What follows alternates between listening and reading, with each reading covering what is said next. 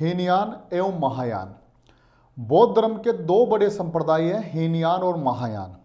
तो ये भी जो है हमने देखा था कि द्वितीय बौद्ध संगति में जो है, द्वितीय बौद्ध सभा में या बौद्ध संगति में जो है वो बौद्ध धर्म का जो है दो भागों में डिवाइडेशन हो गया या विभाजन हो गया, जो कि बौद्ध धर्म का पहला विभाजन था जो हमने देखा है अभी, कि उसमें ये कहा गया था कि स्थविर और महासंघिक दो संप्रदायों में डिवाइड हो गया। फिर वैसे ही जो है चतुर्थ बौद्ध सभा, चतुर्थ बौद्ध संगति में जो है, जो कश्मीर के कुंडल वन में हुई, वहां पर जो है बौद्ध धर्म जो है अंतिम रूप से दो बड़े संप्रदायों में विभाजित हो गया। तो ये जो दो बड़े संप्रदाय थे ये हीनयान और महायान थे। तो मैंने बताया आपको कि चतुर्थ बौद्ध संगति में जो है, चतुर्थ बौद्ध सभा में बौद्ध धर्म का फिर विभाजन हो गया, जो कि बौद्ध धर्म का दूसरा बड़ा विभाजन था। पहला विभाजन द्वितीय बौद्ध संगति में हुआ जब स्थिर और महासंघिक, और दूसरा विभाजन जो है वो चतुर्थ बौद्ध संगति में हुआ जब वो हीनयान और महायान में तब्दील हो गया। अब हीनयान और महायान में क्या अंतर है ये देख रहे हैं अपन।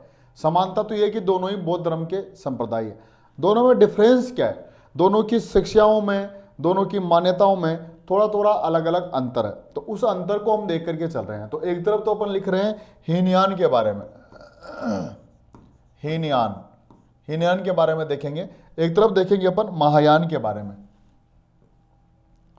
महायान के बारे में, महायान संप्रदाय और हीनयान संप्रदाय। अंतर देख रहे हैं दोनों में अपन कि क्या क्या, अभी मिल जाएगा आपको लिखा हुआ, लेकिन पहले समझ लीजिए इसको। अब देखिए, जैसा कि नाम से ही काम हो रहा है, हीन यान, यान मतलब कोई भी, अपन कहते हैं ना वायुयान, वायु में उड़ने वाला वाहन। तो हीन यान मतलब हीनयान का शाब्दिक अर्थ हो गया निम्न मार्ग, महायान का शाब्दिक अर्थ हो गया श्रेष्ठ मार्ग।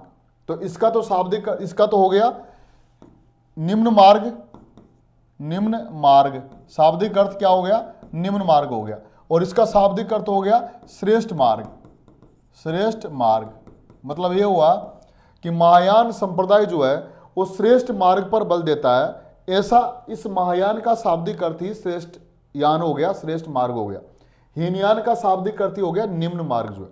अब दूसरी बात यह कि ये जो हीनयान जो संप्रदाय है ये रूढ़िवादी संप्रदाय था और ये उदारवादी संप्रदाय था। ये रूढ़िवादी इसलिए क्योंकि ये महात्मा बुद्ध की शिक्षाओं और सिद्धांतों में कोई परिवर्तन करने के पक्ष में नहीं था, वो जैसे थे उसको वैसे ही रखने के पक्ष में था। तो इस प्रकार ये रूढ़िवादी संप्रदाय हो गया। ये जो है ये उदार और सुधारवादी संप्रदाय हो गया। ये शिक्षाओं में, सिद्धांतों में समय के अकॉर्डिंग क्या चाहते थे, परिवर्तन चाहते थे। तो ये परिवर्तनवादी हो गया, ये जो है अपरिवर्तनवादी हो गया, मतलब ये स्थिर हो गया। तो इस प्रकार ये क्या हो गया कि यहां पर अपन इसको कहेंगे कि यह रूढ़िवादी था, रूढ़िवादी संप्रदाय था क्योंकि परिवर्तन नहीं चाहता था, जबकि ये जो है ये सुधारवादी, सुधारवादी एवं उदारवादी संप्रदाय था, उदारवादी संप्रदाय था। तो ये सुधारवादी हो गया, उदारवादी हो गया, और ये जो है ये क्या हो गया, रूढ़िवादी हो गया। फिर देखिए इसका लक्ष्य, हीनयान का लक्ष्य अहर्त की प्राप्ति था। लक्ष्य क्या हो गया इसका, लक्ष्य जो है अहर्त की प्राप्ति, अहर्त, अहर्त की प्राप्ति था, और इसका लक्ष्य था बोधिसत्व की प्राप्ति। इसका लक्ष्य था बोधिसत्व की प्राप्ति, बोधिसत्व की प्राप्ति।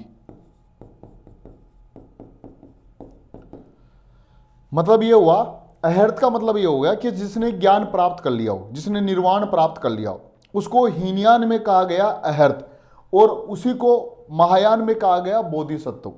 तो हीनयान जिसने ज्ञान प्राप्त कर लिया हो और वो अब अलग हो गया हो, उसको कहा जाता है अहर्त। और बोधिसत्व जिसने ज्ञान प्राप्त कर लिया हो लेकिन अब वो दूसरों की सेवा में लग रहा हो, ऐसे को कहा जाता है बोधिसत्व। मतलब अहर्त और बोधिसत्व दोनों का मतलब ये हो गया ज्ञान प्राप्त करना। लेकिन इस दोनों में अंतर क्या है कि अहर्त में व्यक्ति ज्ञान प्राप्त करने के बाद में सीमित हो जाता है, वो खुद कोई प्रयास नहीं करता, बस उसने मोक्ष प्राप्त कर लिया, उसने ज्ञान प्राप्त कर लिया, उसके बाद में न्यूट्रल हो गया, स्थायी हो गया, स्थिर हो गया।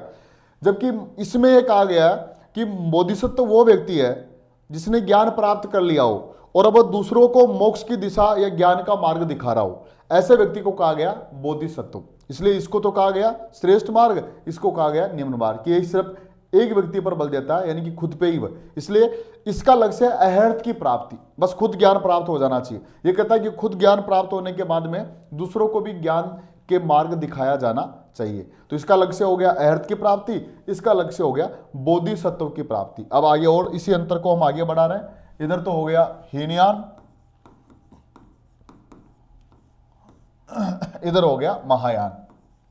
उसी क्रम में हम आगे चल रहे हैं, दोनों में अंतर को देख रहे हैं हम, यहां पर दोनों में डिफरेंस क्या है इस चीज को देख रहे हैं अपन, अंतर देख रहे हैं। अब देखिए यहां पर आइए कि इसमें हीनयान में जो है महात्मा बुद्ध को क्या माना गया, देवता माना, महापुरुष माना गया। हीन में महात्मा बुद्ध को महापुरुष माना गया, महापुरुष माना गया, जबकि इसमें जो है महात्मा बुद्ध को क्या माना गया, देवता माना गया। महात्मा बुद्ध को देवता माना गया, इसमें महात्मा बुद्ध को क्या माना गया, देवता माना गया। तो महात्मा बुद्ध को इसमें देवता माना गया, इसमें जो है वो उसको एक सामान्य महापुरुष माना गया। फिर यह जो है एक व्यक्तिवादी धर्म है, यह जो है एक सामाजिक धर्म है। तो यह व्यक्तिवादी धर्म हो गया, इधर आ गया, यह एक व्यक्तिवादी संप्रदाय है,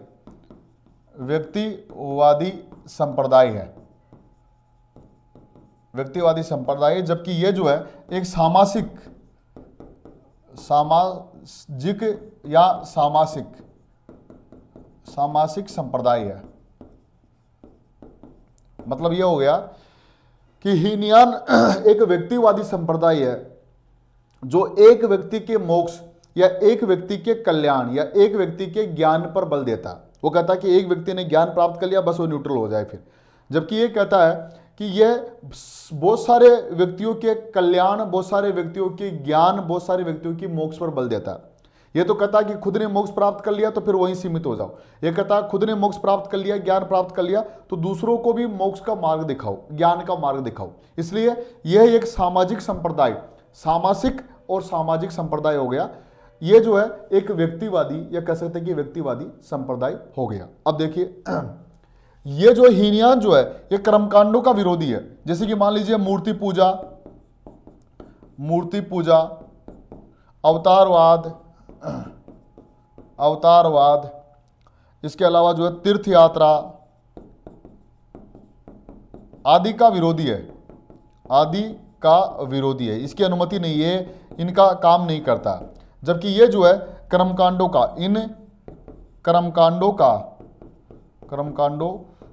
की अनुमति है। यानी कि हीनयान जो है वो ये मानता है, इस बात पे विश्वास करता है कि किसी भी तरह की तीर्थ यात्रा, किसी भी तरह के अवतारवाद, किसी भी तरह की मूर्ति पूजा इत्यादि का कोई स्थान नहीं है, उनका नहीं किया जाना चाहिए। क्यों? क्योंकि महात्मा बुद्ध एक देवता नहीं है बल्कि एक महापुरुष है। ये कहता है कौन? हीनयान। जबकि ये महायान ये कहता है कि मूर्ति पूजा को, तीर्थ यात्रा को, कर्मकांड को इत्यादि को क्या करता है, ये मानता है, उस पर बल देता है। तो ये विरोध करता है जबकि ये मानता है। फिर ये आगे चलते हैं इसी क्रम में जो है और क्या डिफरेंस है। इधर आ गया हीनयान, इधर आ गया महायान। हम देख रहे हैं अंतर।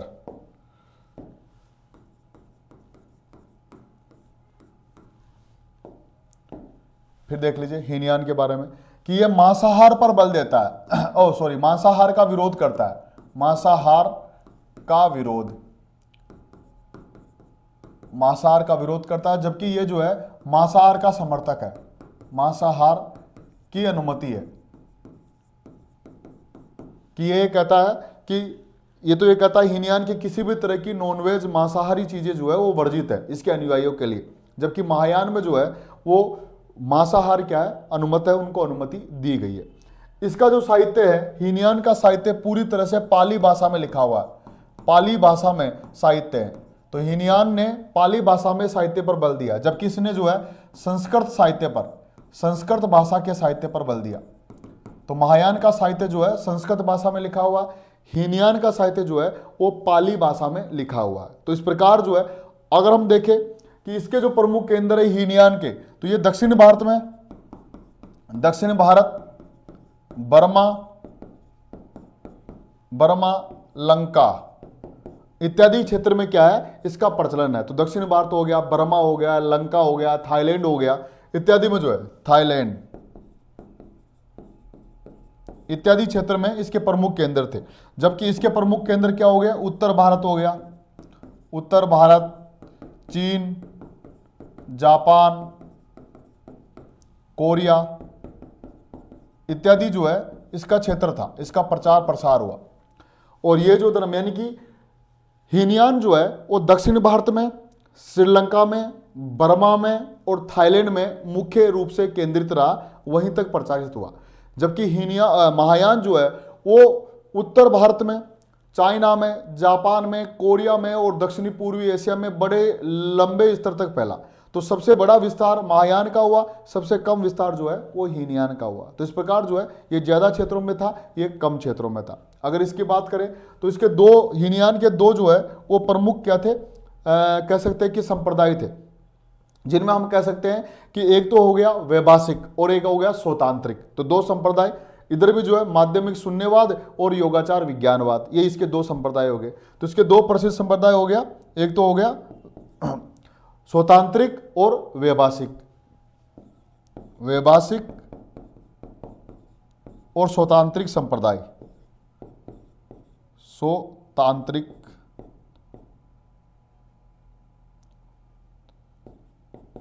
स्वतांत्रिक संप्रदाय। इधर जो है ये माध्यमिक शून्यवाद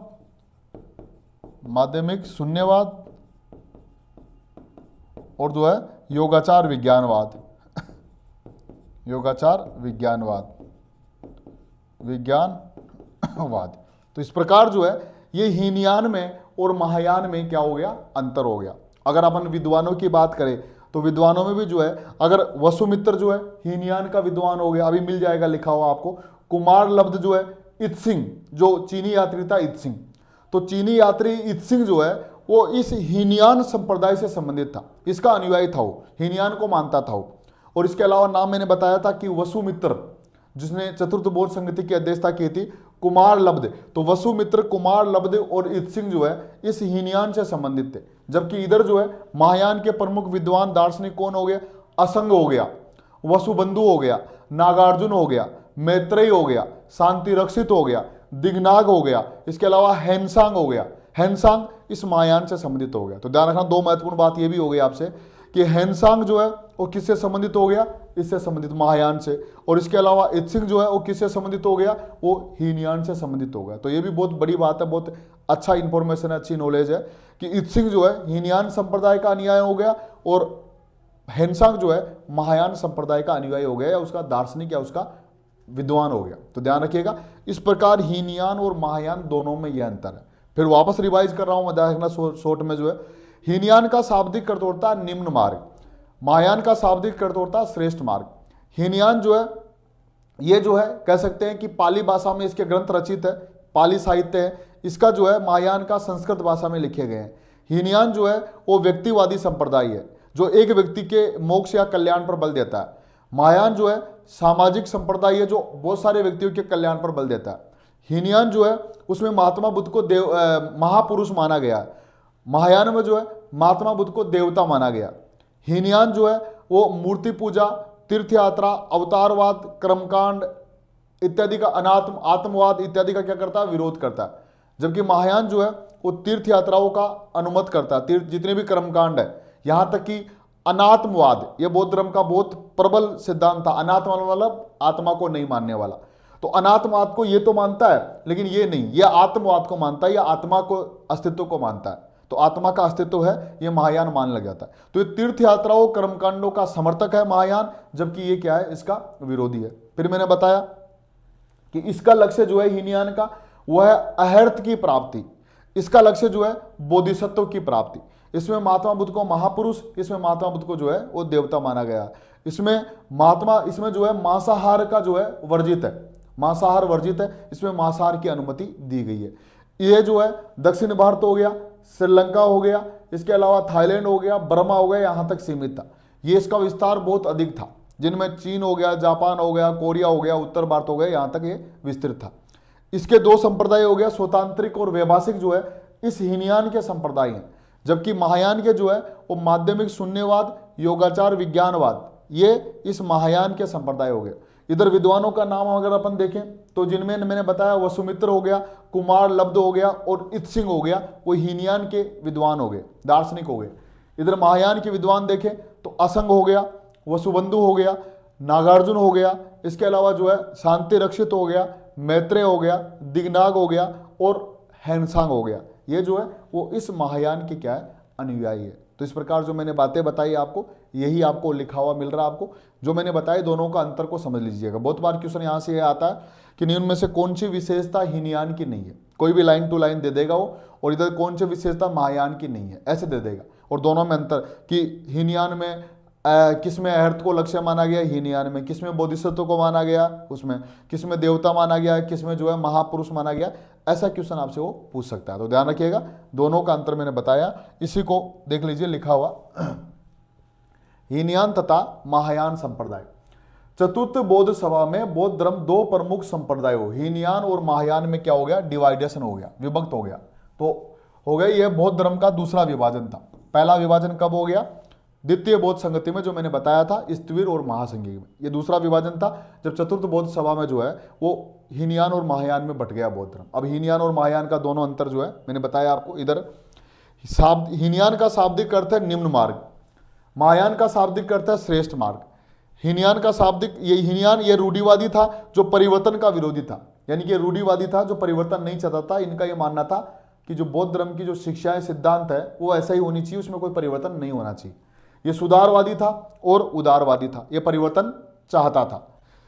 इसका लक्ष्य अहर्त की प्राप्ति था, इसका लक्ष्य जो है वो बोधिसत्व की प्राप्ति था। इसमें महात्मा बुद्ध को क्या माना गया, महापुरुष माना गया। इसमें महात्मा बुद्ध को क्या माना गया, देवता माना गया। फिर आगे देखिए, इसमें तीर्थ यात्रा, मूर्ति पूजा, अवतारवाद इत्यादि कर्मकांडों की क्या की गई है, विरोध किया गया है, विरोध किया गया, आलोचना की गई है, प्रतिबंध है। इसमें सभी कर्मकांड क्या है, स्वीकार किया गया। यह व्यक्तिवादी संप्रदाय था जो एक व्यक्ति के कल्याण की बात करता है, जबकि यह सामाजिक या सामाजिक संप्रदाय था जो सभी व्यक्तियों के कल्याण की बात करता है। इसमें मांसाहार प्रतिबंध है, इसमें मांसाहार की अनुमति दी गई है। इसका साहित्य जो है वो किस भाषा में लिखा हुआ है, पाली भाषा में लिखा हुआ। इसका साहित्य जो है संस्कृत भाषा में, मतलब इस संस्कृत साहित्य को बल देता है महायान, ये पाली साहित्य पर बल देता है हीनयान जो है। फिर आगे देखिए, हीनयान के प्रमुख केंद्र दक्षिण भारत, बर्मा, लंका और थाईलैंड थे, जबकि महायान का प्रसार क्षेत्र विस्तृत था। ये उत्तर भारत में, चीन में, जापान और कोरिया में। सबसे अधिक उत्तर भारत और जापान, कोरिया में यही धर्म रहा। भारत से बाहर अगर किसी धर्म का ज्यादा बोलबाला रहा वो था महायान धर्म। हीनयान इस मामले में थोड़ा पीछे रहा, कमजोर रहा। हीनयान के दो प्रमुख संप्रदाय थे, वैभाषिक और स्वतांत्रिक।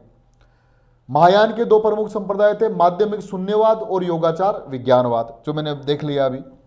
हीनयान के प्रमुख विद्वान और दार्शनिक वसुमित्र, कुमार लब्ध और इत्सिंग, ये जो है ये हीनयान के प्रसिद्ध विद्वान हो गए, हीनयान के प्रसिद्ध जो है दार्शनिक हो गए।